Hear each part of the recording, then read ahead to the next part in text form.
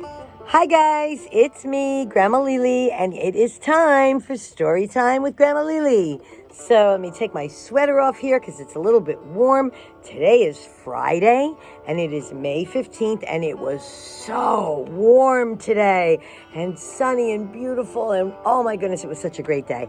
I went outside, I walked my dogs, I sat on my porch.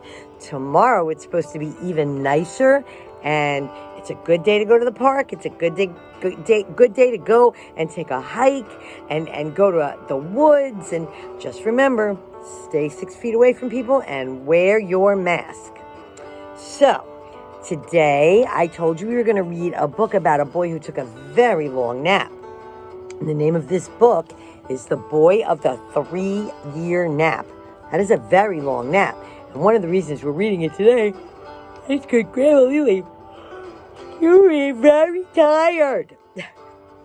And Grandma Lily would probably take a 3-year nap right now if she could. But she can't. So tonight we're going to read this book. And you should get your cookies and milk and your stuffies and your blankets and your pajamas and anything else if you want. If you have pets and you want to snuggle up to them. And let me say hello to my babies, Elijah, Jordan, Kylie. I love you and I miss you. And of course, to my wonderful teenage granddaughter, Serenity, I hope that you are having a great day. So, today we're going to read The Boy of the 3-Year Nap. And it is written by Dianne Snyder, illustrated by Alan Say. And this is a Caldecott honor book. And remember when we read Make Way for Ducklings by Robert McCluskey, that book was a Caldecott Award winner, and I told you that is an award that they give to children's books. And this is a Caldecott honor book, which means that it also won some kind of an award. So let's see what happens. The Boy of the 3-Year Nap, written by Dianne Snyder, illustrated by Alan Say.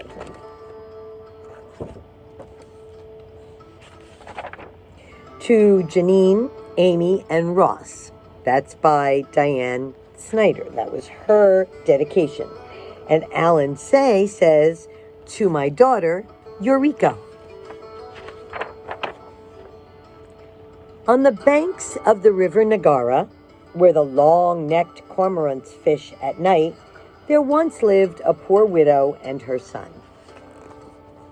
So it looks like that's Japan. And they do a lot of fishing in Japan. That's part of how they make their money is they fish. They also eat a lot of the fish they catch.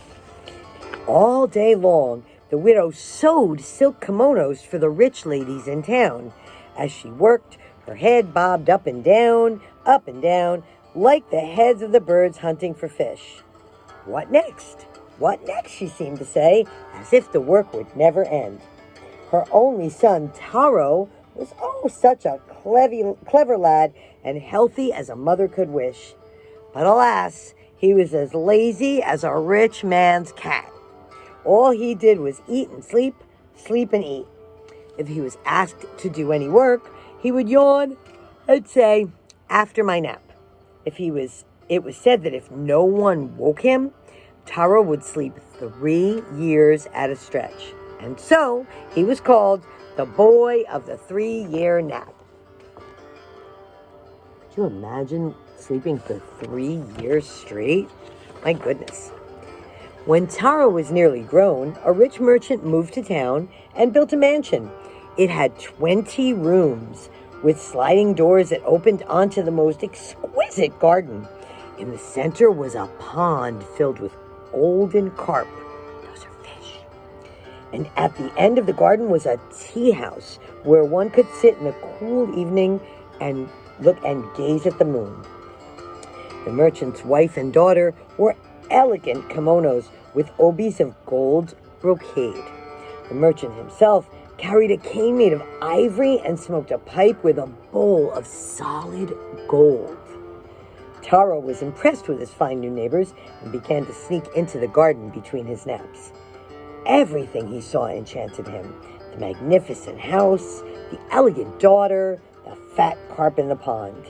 When the merchant counted out his sacks of rice with a tap of his cane, Taro would sigh.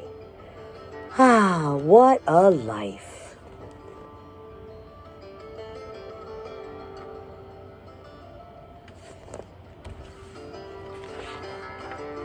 As the months passed, Taro grew even more lazy. His mother began to pester him, first in one ear and then the other. I hear the merchant is looking for a boy to work for him, she told Taro. What does he need a boy for? Taro asked. Well, to haul rice sacks. What else? Said the mother. Hauling rice sacks? Taro laughed. I pity the fool who takes the job. His back will get bent like an old man's. How can you sit there and do nothing? She cried. The roof leaks like a basket. The walls are crumbling. The rice sack is empty. I don't know how we shall live. I don't know how. Cheer up, Mother. I have a plan. How you talk. What you need is a job, not a plan. Don't worry, but you must make me a black kimono and a hat like a priest wears. What will you do with them? Oh, they are part of my plan. That was all he would say. Wonder what his plan is. Maybe he is planning to become a priest, Taro's mother thought. But the priest she knew got up before dawn, ate only one meal a day, and never took naps. Try as she might, she could not imagine her son doing that. Still, she decided to make the kimono and hat, for she did not know what else to do. The next evening, Taro put on the new clothes. Then, with a piece of charcoal, he blackened his brows and drew scowl lines on his forehead and on each side of his nose. When he was done, he looked as fierce as a samurai warrior. Taro, is it really you? His mother cried out.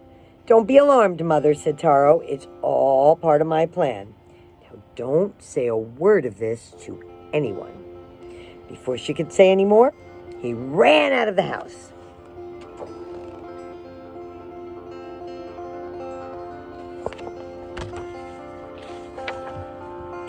At sundown, the merchant came out of his house for his evening walk.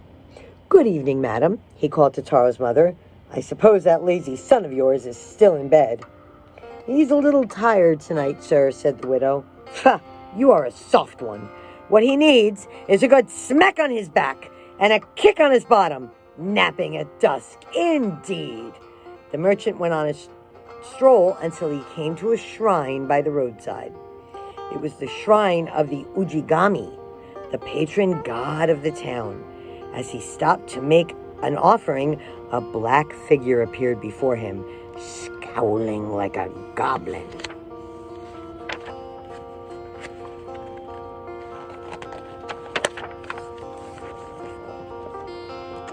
Yes, there's the merchant.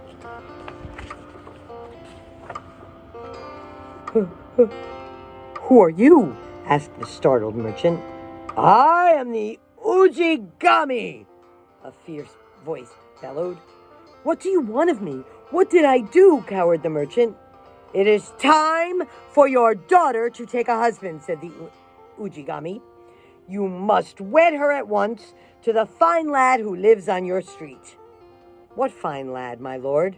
That fine young man called Taro. Taro? The merchant rubbed his ears. You mean the boy of the 3-year nap? That Taro? The same. Oh no, there must be some mistake.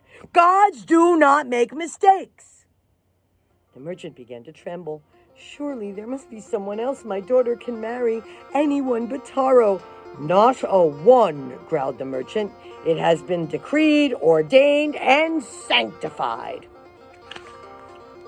Are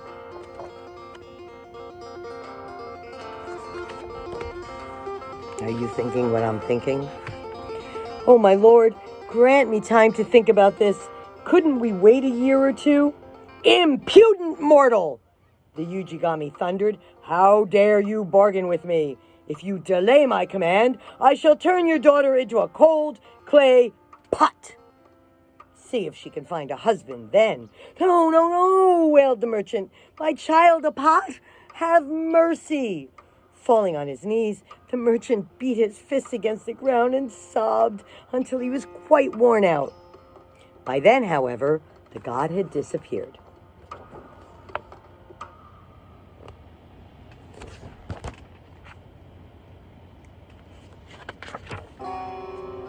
Quite early the next morning, the merchant came knocking on the widow's door.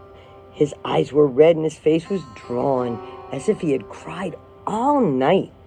"Madam, I come on the most urgent business," he said grimly.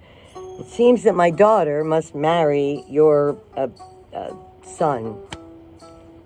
The poor woman's mouth fell open. "Yes, your son," the merchant repeated. "The Ujigami appeared to me last night, and that is his command." "But the Ujigami has never appeared to anyone before," the widow exclaimed. "That was so until last night. I am ruined. Tell me, honorable sir, what did the god look like?" The merchant shivered. "In dress, he is like a priest, but in manner, he is more like a goblin. His face is as black as coal and as fierce as a warrior's." You know that mothers usually know, right? The widow saw at once what her son was up to. Her head began to bob up and down, like a cormorant about to dive after a fish. Still, she did not want to seem too eager. So she said to the merchant, "We are humble folk, my good sir. My Taro could never marry a lady as fine as your daughter." "Agreed," the merchant cried. "But unfortunately, what we think matters not. We must do as the god commands, or he will turn my daughter into a clay pot." "How terrible!" The widow widened her eyes. "But, sir, even if they are to marry, your daughter could never live in this wretched house. Why, the roof leaks in 100 places, and the walls have so many cracks the wind blows right through." The merchant frowned. He had not thought of that. "Very well, then. I will send a man to mend the cracks and leaks," he said.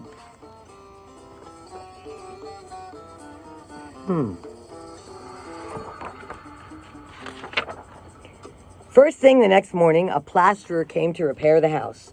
Fine work, Taro mumbled from his bed. In the evening, the merchant said to the widow, "Now will you consent to the marriage?" "Alas, how can I, sir?" The widow bowed. "As you can see, our house has but one room. Your daughter would be ashamed to live in a place such as this, as small as this." "True," muttered the merchant. "All right, I will send carpenters to build you many rooms." As the merchant left, Taro chuckled. "Splendid. My plan is working."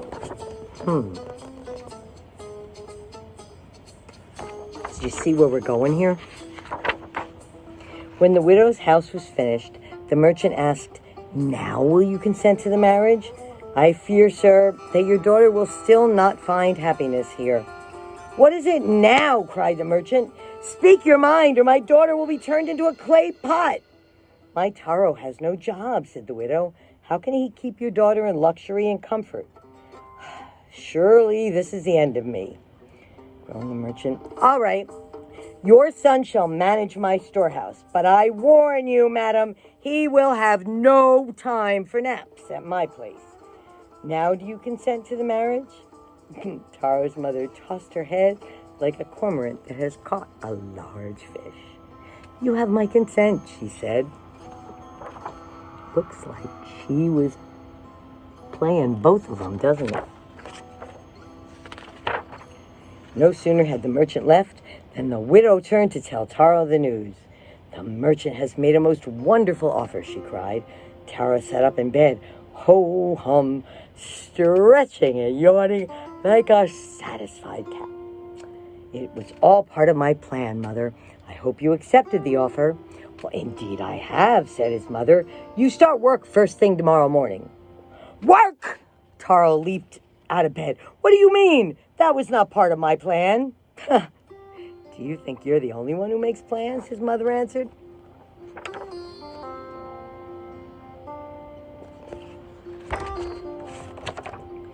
The wedding ceremony was the finest the townsfolk had ever seen, and as it turned out, the marriage was a happy one. The Ujigami must be pleased, for he has never shown himself again, and the merchant's daughter has shown no signs of turning into a pot. As for Taro, he does a good job of keeping count of the rice for his father-in-law, which is no easy task. If he is not the busiest man in town, neither is he the laziest.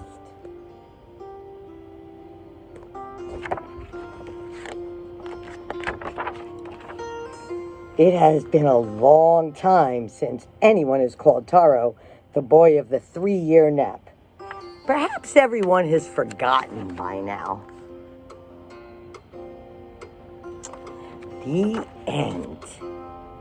So, that's kind of a funny story, that it started out that all this boy wanted to do was get a new house and get some new rooms and get the roofs leaked. And I bet after that was all done, he was going to marry the woman, and he thought that she was going to come live with him and they were just going to be happy in that house. But mother had different plans. So sometimes mothers know best and you don't even realize it. So that's it for today, boys and girls and moms and dads and grandmas and grandpas and everybody else. Kids, I hope you had a great time today with this story. Tomorrow we'll have another story. Make sure you go outside and get some fresh air tomorrow because it's going to be warm. That's it for now, guys. Have a great evening. Grandma Lily loves you. Bye-bye.